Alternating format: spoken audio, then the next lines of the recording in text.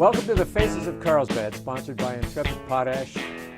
And this program is a program in which you're going to meet people that you might know, people that you have never met before. But when the show is over, we hope that you will feel that you've known them all your lives. Anyway, are very pleased today, by the way, we're in the beautiful Artist Gallery here in Carlsbad, New Mexico, in the heart of a very beautiful sunny day.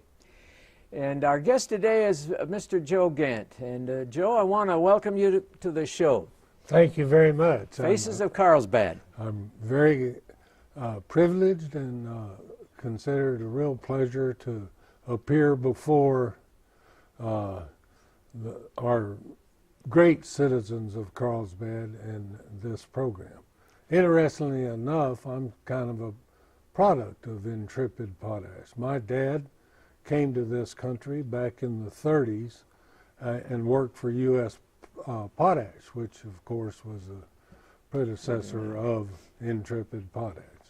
Well, I want to get back in the early days, Joe, where you were born, where you grew up, and we're going to find out a lot about your family too, because I happen to know your dad, and I was very, very much attached to his kindness toward me and toward people that I saw in this city. So let's go back in the early days. Well, my dad arrived here after he graduated from the University of North Carolina at Chapel Hill in 1934. And he went to work for U.S. Potash, which was literally in a startup mode then. And it was came about that my dad ended up here. One of his chemistry professors at Carolina was involved in the potash industry, in that because of World War I, our supply of potash was primarily from Germany, and of course when we went to war with them, that potash was cut off, and they were looking all over the United States for a commercial deposit of Carlsbad, and they found it out here in our area, and that's how the industry got started. And my dad, of course, that was kind of in the Depression era, and jobs weren't that plentiful, and so he came out here, met my mom, who was from Artesia. My grandfather and grandmother settled in Artesia. My grandfather got there in 1909. He was a farmer and a rancher, had 9 children. And, oh, wow. I think my mom and dad met at a gas company picnic, and they got married in 38. I was born in 1940, and have one sister, Mary, who was, let's see, she's the high school class of 61, so she's 3 years younger than I am. And where does Mary live now? She lives in Bethesda, Maryland. She works for the National Institute of Health. She's, which their headquarters is located in Bethesda, Maryland. It's the government entity that gathers money from Congress and then disperses it out to various universities, hospitals, research center for health purposes. Now they've got a hospital themselves, but they're in Bethesda, but it's very limited access, and they just do the toughest type of cases there in the basic research, but it's quite an institution. I think there's 11 different divisions, cancer, heart. Mary's in kind of the environmental sciences, lead in the water, that type of problems they look at. So you were born in Carlsbad. St. Francis Hospital. Oh, yes. I remember when St. Francis, which is now basically the police department. Right. And you grew up in Carlsbad and did all your schooling here in the city? Yes. I went to our public schools, first grade through the 12th. It was how's the best way to characterize it? It was a wonderful time. We really, of course, I started in the first grade, interestingly enough, back in North Carolina, where my dad had come from, because the U.S. Potash was on a strike. Mm-hmm. And so I started the first grade at the same school my grandfather and father, Fisher Street in Burlington, North Carolina. Oh, yes. But then before first grade was over, we came back home and I went to Edison. Edison School. Right. My daughter went to Edison also, yes. Great place. We real fortunate. Those potash jobs were good jobs. The companies were very much interested in the welfare of their employees and their employees' children. And we had picnics and all kinds of affairs that were sponsored by the potash companies. And as you know, we ended up, I think, with 7 before the decline. That's right. There were 7 potash companies when I came out into this state. It was unbelievable. And I didn't even know what potash was till I came to Carlsbad, because back where I came from, they never even mentioned it. And we became the potash capital of North America, which of course now we share with Canada, I understand. So when you graduated from high school, then where did you go? Which college did you attend? The University of New Mexico in Albuquerque. And I did my undergraduate work there, and I also attended law school there.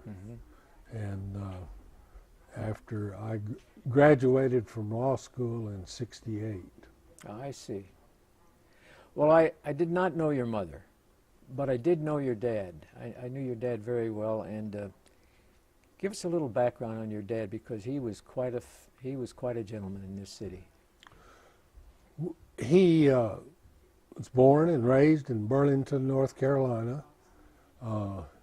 Burlington, interestingly enough, was the headquarters and home of Burlington Mills, which was at one time the world's largest textile firm. Right. Of course, it's non-existent today. It's gone by the wayside, but Burlington was a, quote, mill town. It's located just in the central part of North Carolina, Right. in what they call the Piedmont. There's tobacco farms, rolling hills, lots of greenery, forest, and very close to Greensboro and Durham. And he went to school at Chapel Hill, the University of North Carolina, and after he graduated from there, he came west, settled in Carlsbad, joined the National Guard so he could get a horse. Is that right? And then he got married to my mom, who, as I mentioned previously, they had met at a gas company picnic. She was from Artesia, daughter of a rancher and farmer. And she made him quit the Guard because it was just, is what the young single guys did, and more or less of to get that horse and, Right, and ride and have a lot of fun. Absolutely. But that's the group that ended up on Bataan. I probably wouldn't be here. So your dad was very lucky to get out. To get out of it. Yeah, yeah. And of course, that whole Guard unit went to the Philippines and participated in the Bataan Death March, and a lot of them didn't make it. And there's very few survivors today. I know it. They've got to be in their 90s, And, Late 80s and early 90s, yes. So he worked for the U.S. Potash, started out in the lab. He had majored in chemistry in college, ended up being a shift foreman at the refinery. Mm-hmm. And if you recall, the mine was at a location quite some distance from the refinery. Right. The refinery was on the river, and the U.S. Potash Company had a little railroad between the mine and the refinery, and it would transport the ore to the refinery for processing. And Dad worked at the refinery. I see. And today, of course, they ship it straight up to Clovis, where it's transferred to another rail system down to Houston and wherever it's going from there. Yeah, very Right. interesting. The old refinery is Long not gone. used. No. I don't even think they used to store potash in there, but I don't even think they do that anymore. Yeah. No. Well, tell me how your dad got involved in politics. Well, I think it probably started early in his life. I know at college he was involved in the student government and the student politics, and it was just when he got out here, he of course joined the Democrat Party, or was already a member of the Democrat Party, Mm-hmm. got involved locally in the party politics aspects, Yeah. and I can recall, and this is interesting, if you vote for Truman, you're human. If you vote for Dewey, you're screwy. And I was, 40? I was 8 years old. Yeah, right. And so we've been active in the arena for a long time. Dad's been a precinct chairman, been a county chairman, and then he ran for elected office. He was a county commissioner. And when Senator Neal resigned, Fincher Neal. Fincher Neal, Judge Neal, they appointed my dad to his seat in the Senate, and then he served up there, I think, approximately 16 years. Well, Joe, may I just say that every time I saw your dad, he always knew who I was. He would always come up and say hello to me. You could never approach Senator Gant without him turning around and shaking your hand and making you feel good. And he didn't do that to win votes. No, he was not that type of man. He did that because he truly was interested in what was going on in this city. And he was a people person. He really was. He, even though he was a salaried person at the potash mines, I could tell you numerous stories about the guys he worked with and the way they handled their affairs. Yeah. And one of my favorites was this fine old gentleman from Arkansas. He just about every hunting season, his uncle died, and he had to go back to the old country. Is that right? Oh, yeah, right. And Dad was the kind of guy that he understood that, and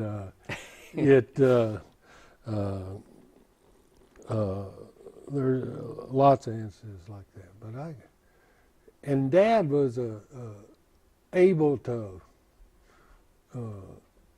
cross the aisle, so to speak, in the legislature too.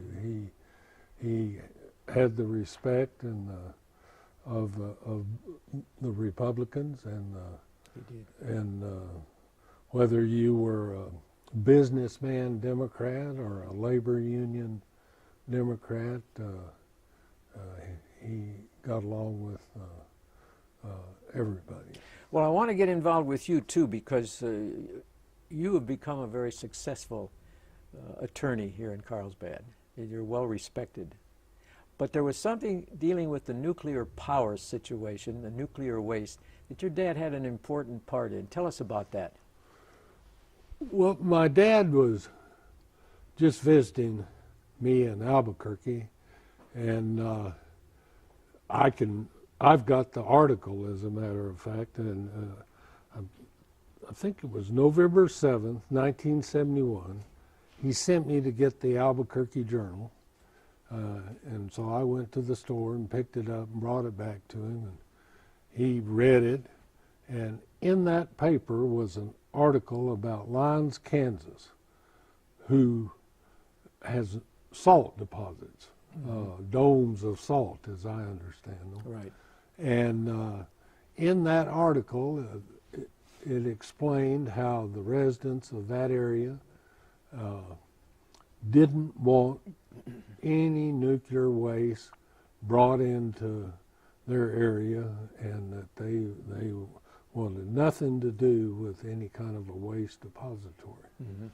Well, my dad, being a potasher and being familiar with the mine and the geology, and plus being a chemistry major, and knowing about our salt,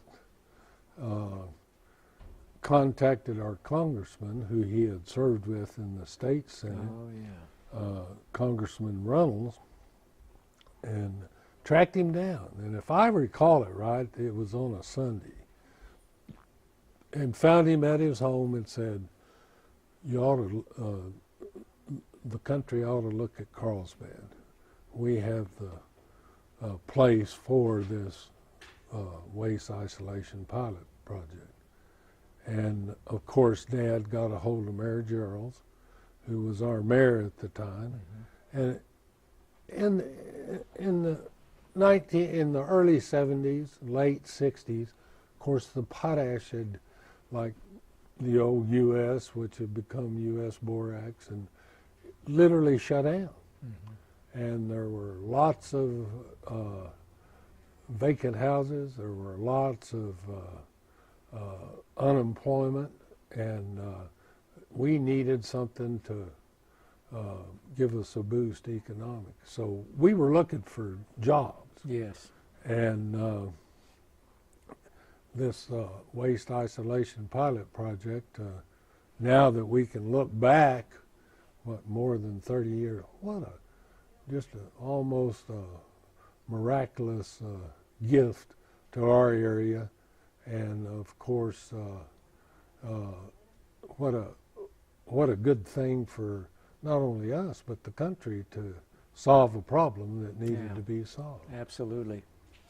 And it was a tough battle, though, for a while. It was. In fact, I was in Gallup, and it was time. I had gone out there. After I clerked for an appellate court judge in Santa Fe for a year after I graduated. Then I became an assistant district attorney out in Grants.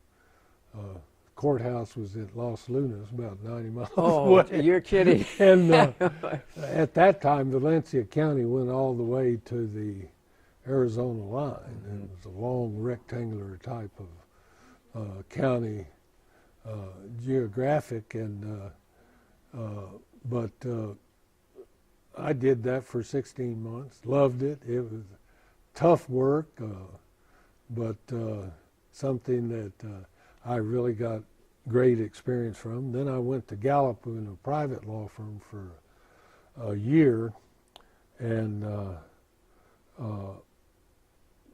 don't know if you're that familiar with Gallup, but boy, the wind blows. It's cold.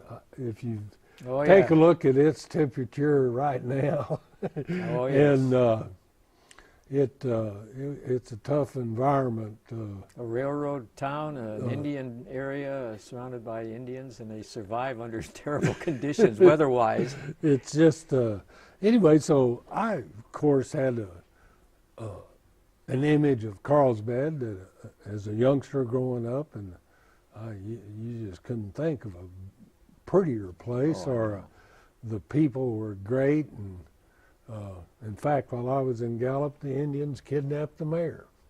Is that right? Right. This was during the American Indian movement. Oh, wars. I remember that. Yes. And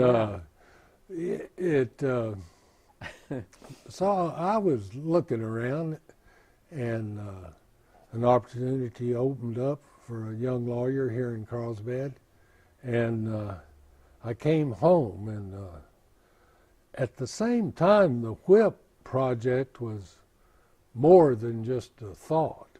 It was actually in the process of being developed. Yeah. And we got word that the Mamalusas, I don't know if you remember them, that was a liberal group of legislators in the New Mexico House of Representatives, Mr. Solomon, and about 6 or 7 that really ran the House. Oh, yes. They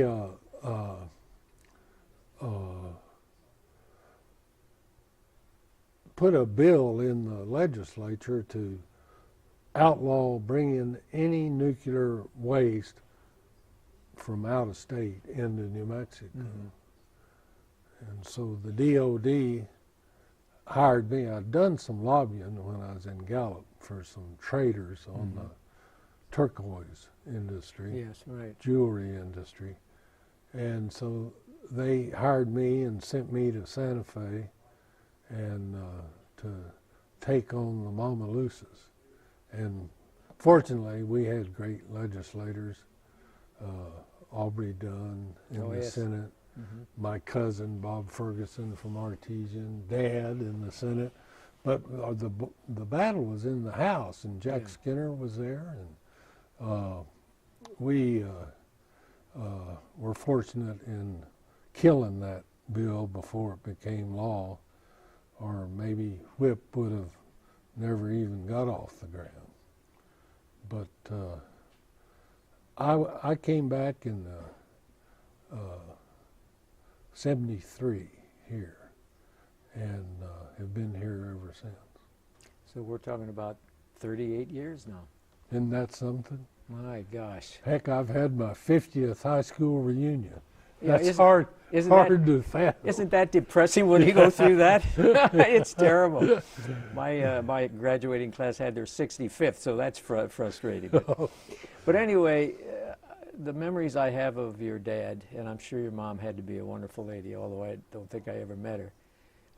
He was so well liked, and when he passed away, I personally felt very, very sad because we lost a good man. And every time we lose people, I feel sad. But your dad, in particular, was quite a gentleman. Well, thank you. I miss him. After coming back, and he shared an office in my building, and we became quite close, and I became quite a admirer of him and the way he's conducted himself over the years and the things he's done. And he really had a great career in Santa Fe, and not only for our area but for the state. And this town has produced a lot of good people like It that. really has. And we've been real fortunate with the leadership we had. You mentioned my mom, and you didn't know her. Well, she, being a rancher's daughter, and she wasn't as, say, outgoing or politically motivated like Dad. But one of my favorite stories about my mom was when Dad was a county commissioner. Somebody called up the house, and my mom answered, and the person on the other end of the phone said, "Look, I've got a dead horse in my yard, and I want the commissioner to come out and haul off that dead horse." Well, it was my mom on the phone. Yeah. And she, that was the wrong person to request I can imagine. to come out and haul off the dead horse. But it was a great advantage to me growing up here was to have all these cousins in Artesia. And, you know, Mom's family consisted of 9 brothers and sisters. Oh my goodness. And so we have had lots of cousins and a lot of fun here in Eddy County. And, Well, what does the future hold for Joe Gant Jr.? well, I hope I'm not exposing or combating any myths, but I'm 70 years old. And that's, you know, I've had birthdays for 70 years, and it's, I don't think I've ever had any impact me. But you've got to acknowledge when you're 70 that it's time to reflect and look back and be thankful for the things you've had and received. I've got a wonderful wife, great children, 11 grandchildren, and I don't think retire or slow down are the proper adjectives, but No. change in a sense. There's obviously, I'd like to spend a little more time watching some of those grandkids play baseball. I've got 3 young ones. One's a 5th grader, then a kindergartner, and a 3-year-old in Lubbock, and they're all big baseball players. I see. They have the good fortune of being Cody Ross's nephews. Oh, And is that so right? we've literally grown that's up in the baseball Yeah, absolutely. arena. Cody's sister married my son Joseph, and so they're big baseball fans. Oh, that's In fact, we wonderful. just got off the phone with Joseph, and they're signing them up for baseball already starting. And I think Cody gets ready to go here Very, February very surely. 15th. Yeah, absolutely. So, my future, I want to remain active. I'm on the Department of Development Board, and we're fortunate with the staff we have. And you know, if I had to look back and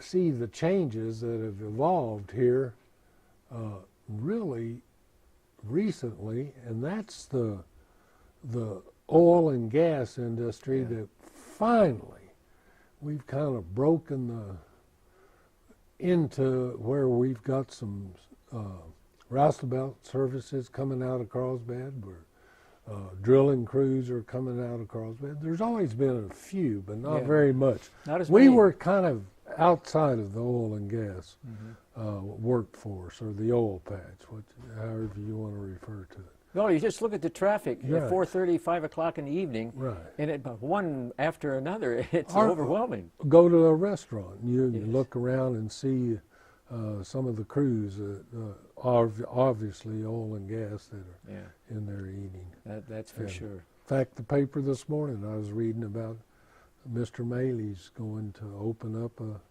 buying some of our industrial lots and going to open up a water service company. But when you think about our economy, we've got a little agriculture with the CID projects Right. and the ranching, and then we have the potash, then we have tourism because of the great Carlsbad Caverns, That's right.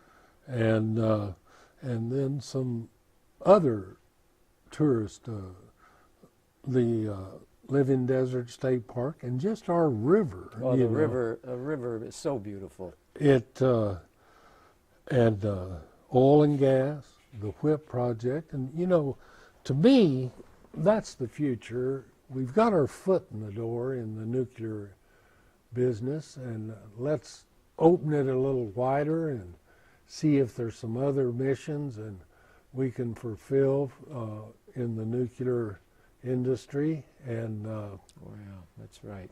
the opportunity's there. Well, Joe, I really want to thank you for being our guest today on this program, The Faces of Carlsbad, and the people, I'm sure, most of the people in this city know who Joe Gant Jr. is. I'm sorry they didn't know Joe Gant Sr. in your Well, mind. actually, he is junior and I'm the third. Oh, you're the third. Yeah. Well, see, now I learned something today. Well, Joe, I want to thank you so much for Thank you. being our guest. Appreciate it. We're going to look forward to seeing you walking around town, just thinking about well, what needs to be done, because you're a busy man. You're never going to slow down. Thank you. Want to wish all of our viewers a happy day and goodbye and good luck.